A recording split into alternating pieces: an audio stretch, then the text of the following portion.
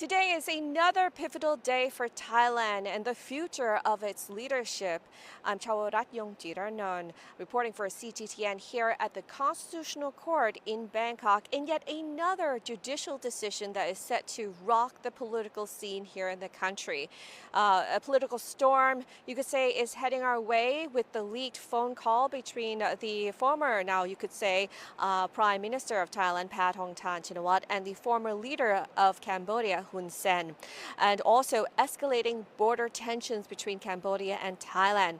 Now, what we do know from this situation is that the Constitutional Court has yet again made a decision to suspend another leader, and this time it is Paetongtarn Shinawatra, the daughter of the former Prime Minister of Thailand, Thaksin Shinawatra. This is Thailand's highest court, so it's quite a serious call coming from them. And it's also another blow to a government that has been elected and formed following a long period of coup, or basically a military rule here in the country. The incident that started this all was in early June, when there was a leaked audio clip 17 minutes long between the former Prime Minister Paetongtarn Shinawatra and Hun Sen, the former leader of Cambodia, where there was a very, you could say, frank discussion between the two. It was apparently recorded by Hun Sen, and then it was sent to his close associates and then leaked here in Thailand overnight. What was discussed by the former Prime Minister of Thailand, Paetongtarn, was cross-military cooperation, shared patrols, land use decisions, and all of this without official channels being used, meaning that usually if you have such discussions between two countries, it is normal and considered official to go through either the foreign ministry or, discuss it with the Thai cabinet. But this was pretty much like a phone call between a niece to her uncle. She did say, "Uncle Hun Sen, what do you want from me? I'll try and find a way for you so that we can settle the situation." Very frank, very different from what is expected of a prime minister. And that is the key. This is what the case is all about, where critics are saying she had violated the constitutional chain of command, especially in terms of national security and foreign policy. Now, this all stemmed before this with border control situation, which resulted in a Cambodian person being killed, shot and killed. According to the Cambodian side, they had said that it was a civilian that was killed. According to the Thai side, the officials say it was an illegal crossing. But all in all, though, there was much confusion with the situation, given the fact that between our countries, Thailand and Cambodia, there's always been a case of a dispute in the areas following the designation of borders. But the commercial side, the relationship side, people are still going across the border before this in a very friendly manner. So with Hun Sen coming out with this leaked audio, it is, you could say, or has been said by analysts, a very tricky situation, especially since Hun Sen has been known to record conversations with certain people who are maybe opposition to him and use it in a campaign, you could say, or rather just to publicize it. He said that he had to record it on his side because it was crucial that he wanted to be transparent. But on the other hand, then you had Paetongtarn saying that this was definitely you could say, a stab in the back for a relationship that you've seen here that has been quite close between the Shinawatra family and Hun Sen, who took them in when Thaksin was on his way back into the country of Thailand a year or so before this. Now, the case today, let's get to it.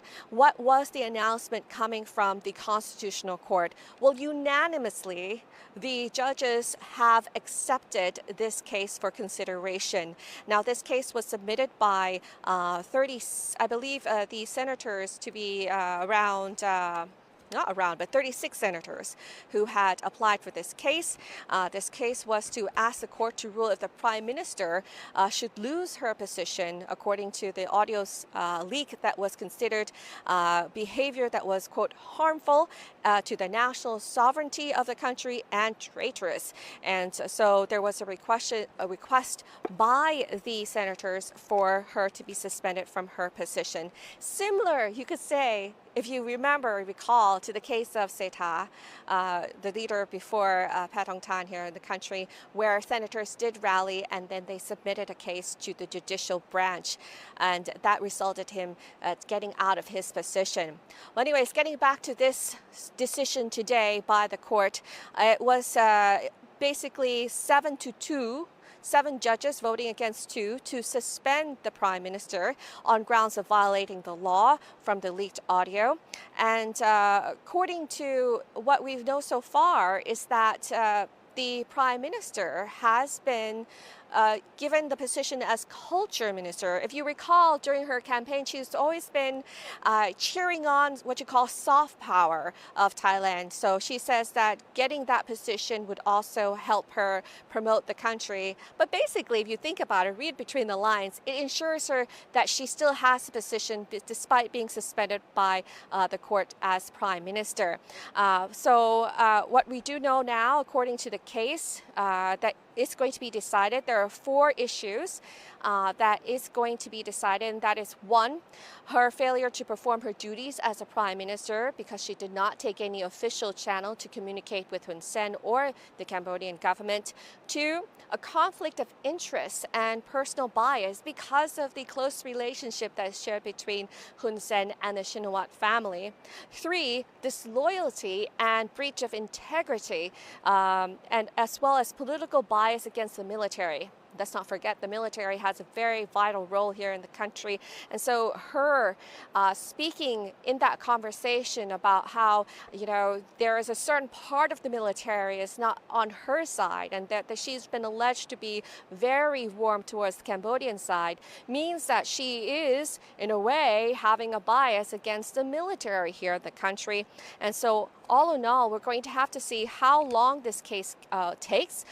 With the former Prime Minister, Seta, it took about maybe a couple or 3 months to decide. But this is already a very crucial time for the government because let's not forget, you've had basically kind of like the breakup of the coalition that was formed after the election. One of the main coalition partners, Phumjai Thai, led by Anutin, has now gotten himself out of the coalition.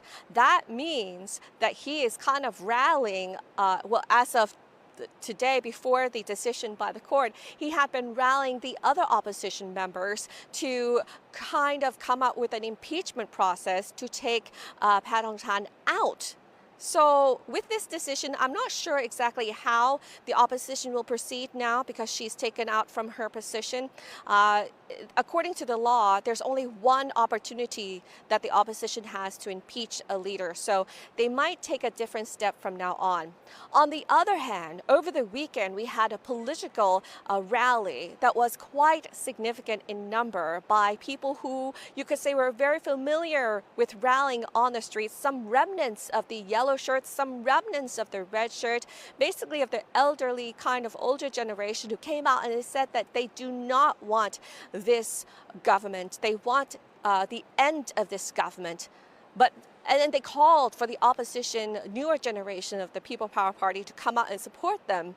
But then on the other aspect, the People Power Party came out and said, no, we do not want a coup d'etat. We would rather have the dissolvement of the government and basically the regrouping of the government. And it seems as if all sides, well, not maybe the majority, but most of the sides of the stakeholders in the situation do not want to repeat history.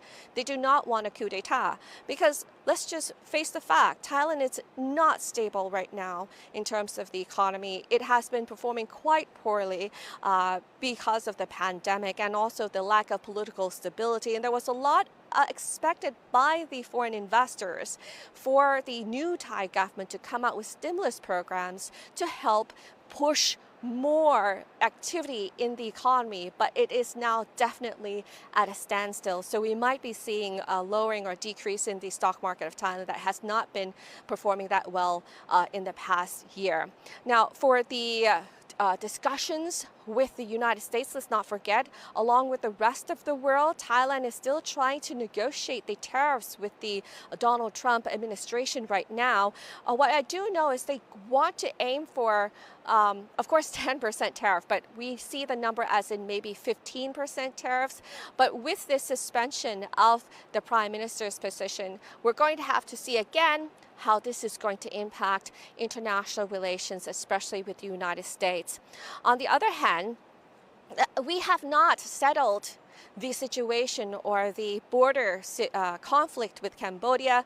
I'm sure right now, as I'm speaking to you, Hun Sen is probably a bit smiling and thinking to himself, yeah, definitely what he's done has made an impact on Thai politics, but for how much or what of the consequences, we're going to have to see as the hours and the days come towards us.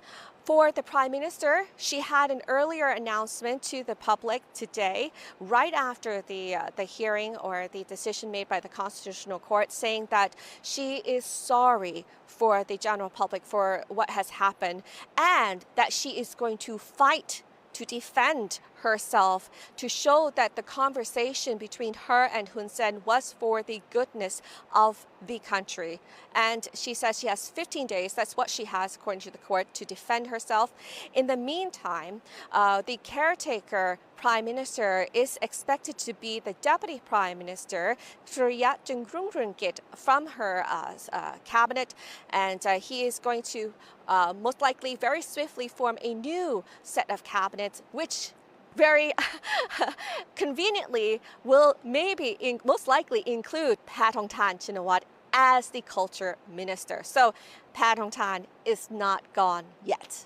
She is still going to probably be a part of the government, but we don't know how long the government will stand. In terms of the impact of the opposition, as I said, we're going to have to see how they will continue on with their movements. But most importantly, on the other hand, we don't know exactly how the protesters that came out over the past weekend will react to this decision. This could definitely appease what they've been calling for, and that is the removal of Paetongtarn Shinawatra. But on the other hand, they still don't agree with this government. So they might still continue to go out on the streets. And very interestingly, today also, Paetongtarn's father, the former Prime Minister of Thailand, Thaksin Shinawatra, the man who is basically behind most of this whole conflict, he went to the criminal court because he was and still is facing a lèse majesté defamation charges against the monarchy. And this just begins 1 out of 3 trials that he's going to have to attend to the court. We know that he was there very confidently meeting up with the press. He was there to face the court, and also he was not, according to the press that was there, stressed in any way. We did not observe any stress from him.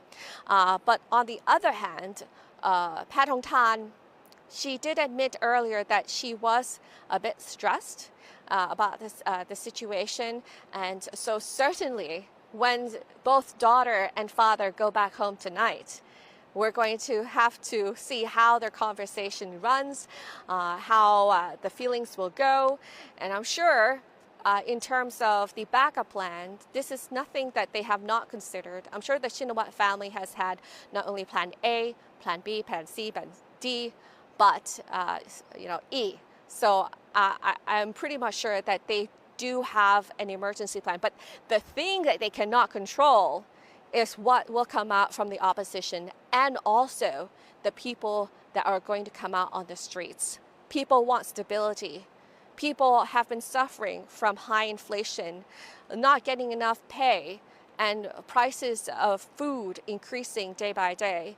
People want to have a progress with an economy that has been hit with tourism being quite down right now. We lost the position as one of the biggest destinations in Southeast Asia to second place now to Malaysia. So there can only be one thing right now, and that is stability, and they want it. So we'll keep you updated as always here on CGTN on what's to happen. But for now, I'm going to sign off and leave you with that thought. What's going to be the future of Thailand? Chawarat Yongjiranon, CGTN, Bangkok.